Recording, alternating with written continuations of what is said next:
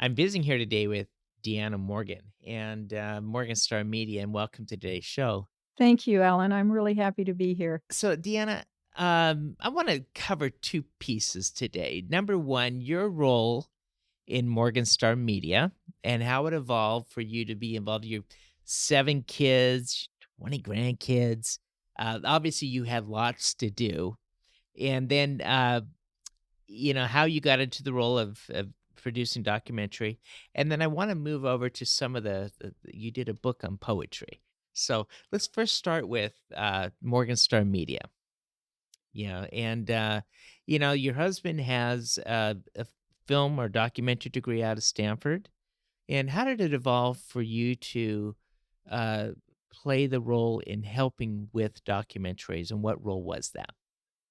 I always was in the background, peripheral, with the work that he was doing. And as you say, busy with the 7 children. Um, but then there was an opportunity that I had that I saw come up to direct a film. We were doing a film for Youth Homes, a wonderful organization that helps at risk children. Randall was working on another project. And so I said, "Would you mind if I directed the youth homes film?" And he said, "Yes." So I got to step in and see what it's like to make a film. And I found out it's really fun. It's very creative. You do some really interesting things, you meet interesting people, you put it together in interesting ways. And yeah, I found that very creative, very interesting, and such a good project. When you're putting a film together, is there a lot of writing beforehand of screenplay and the scripts that you go through, or hey, what is the process? I think the process is first to have the vision. That's the way I would work at it and work backward. What is it you really are wanting to say? And then what are those elements that are going to express that best? So kind of in your head, you're putting it together. And for instance, the Nez Perce film, I don't know if Randall talked about that, but being at Bear Paw in Montana in the snow on the very day that Joseph surrendered in 1877, it was very moving. And so as you look over how is this film gonna be put together? You see what you wanna say, and you see the snow, and you see Joseph, so you got a vision going. And then yeah, and then it just kind of goes from there. I bet it was very cold too. It was cold. It was cold, but it was an amazing experience. Hmm. Yeah. Now, when in documentaries, how many years you've been doing this for? Well, let's see, 45 years, that I've Randall's been in it, I've been in the background, and then probably for the last 15 or so years, I've kind of, stepped up the pace a bit. Over the years of all these experiences in the documentaries, inspire you to write a book, Holding in the Sun, Actually, uh, it's Holding the Sun. Holding the Sun, book of poetry, and it has experiences from many different countries. Um, what was the inspiration? In other words, you had these experiences. What inspired you to do the book? Um, I have thought a lot about that.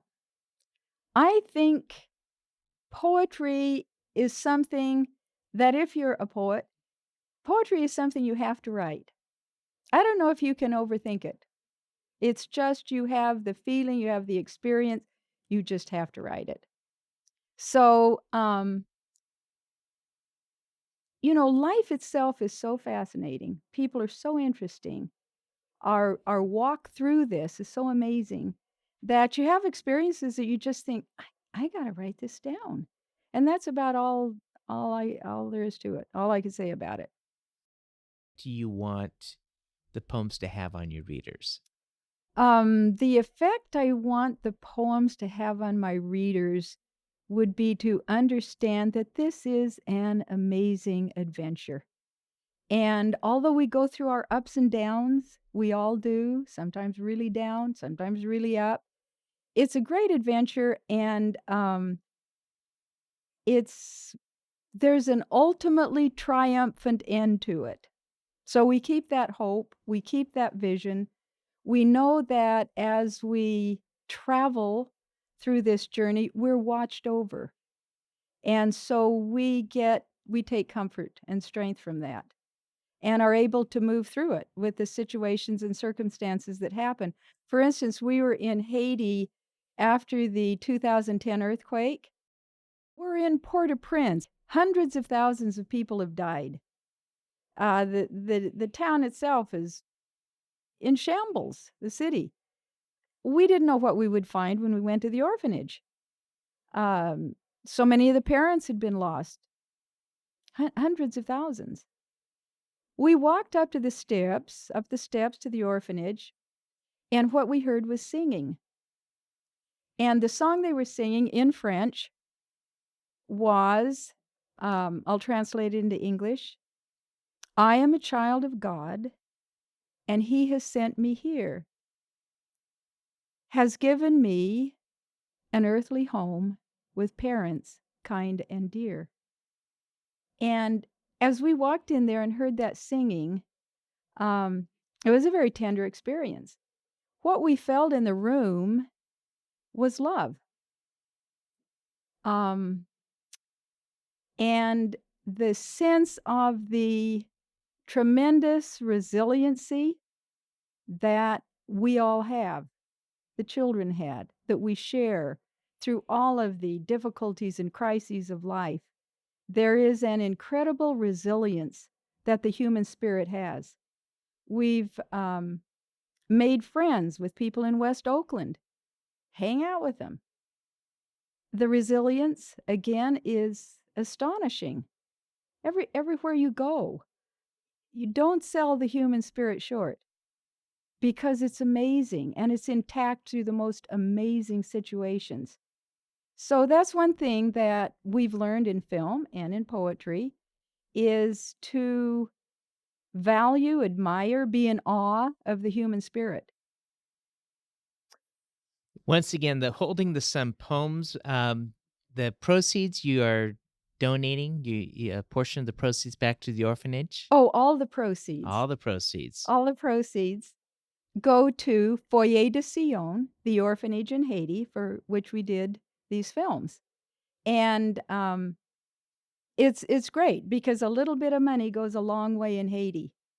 And where can they find the book? You can find the book on Amazon. If you just look for Holding the Sun, DeAnna Morgan, it'll take you right there. Okay. And DeAnna, thanks for being with us today. Thank you, Ellen. I appreciate the opportunity. Grandpa, can we do chemistry? Papa, Daddy. Grandpa, let's do something fun.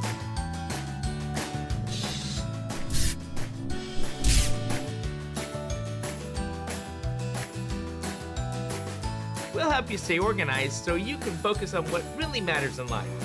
Give us a call today and see how we can help you start saving taxes.